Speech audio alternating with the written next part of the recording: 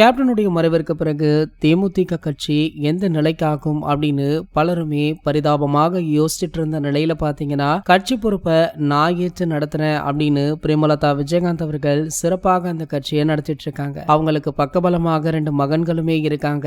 ஒருவர் விஜயபிரபாகரன், மற்றொருவர் சண்முக பாண்டியன். விஜயபிரபாகரன் முழுமையாகவே அரசியல் பணிகளை மட்டுமே மேற்கொண்டுட்டு இருக்காரு. அப்பாவுடைய கட்சியை கண்டிப்பாக வளர்ச்சியடைய செய்யணும், 2026 தேர்தலில் ஒரு மிகப்பெரிய மாற்றத்தை கொண்டு வரணும் அப்படின்னு இந்த கட்சி பாடுபட்டு கொண்டும் இருக்காங்க. இந்த நிலையில பாத்தீங்கன்னா, இன்னொரு மகனான சண்முக பாண்டியன் அவ்வப்போது சினிமா படங்கள்ல நடிப்பது அப்படின்னு அவருமே பிஸியாக இருக்காரு. சோ இது மட்டுமல்ல, இவருக்கு இன்னும் பல பிசினஸ் எல்லாம் இருக்கு. அது ஒரு பக்கம் இருக்க, இவருடைய நடிப்புல பாத்தீங்கன்னா கடைசியாக படைத்தலைவன் அப்படின்ற திரைப்படம் ரிலீஸ் ஆச்சு. சண்முக பாண்டியன் நடிப்புல இதற்கு முன்னாடி 2 அல்லது 3 படங்கள் ரிலீஸ் ஆன போதிலுமே அவருக்கு சரியான ஒரு அங்கீகாரம் கிடைக்கல. சோ அவருடைய அப்பாவுடனேயே ஒரு சில படங்கள் பண்ணியிருந்தாலும் அந்த படங்கள் அந்த அளவிற்கு சோபிக்கவில்லை. அதனால ஒரு சில ஆண்டுகள் இவர் திரைப்படங்கள்ல நடிப்பதை நிறுத்திட்டாரு. தற்போது மீண்டுமே தரமான கம்பேக் கொடுத்திருக்கார் அப்படின்னு தான் சொல்லணும். இந்த நிலையில பாத்தீங்கன்னா, படைத்தலைவன் ரிலீஸ் ஆகி ஒரு மிகப்பெரிய வெற்றியை பெற்றது. இதனடுத்து கொம்பு சிவி அப்படின்ற ஒரு படத்திலுமே நடிச்சு முடிச்சிட்டாரு.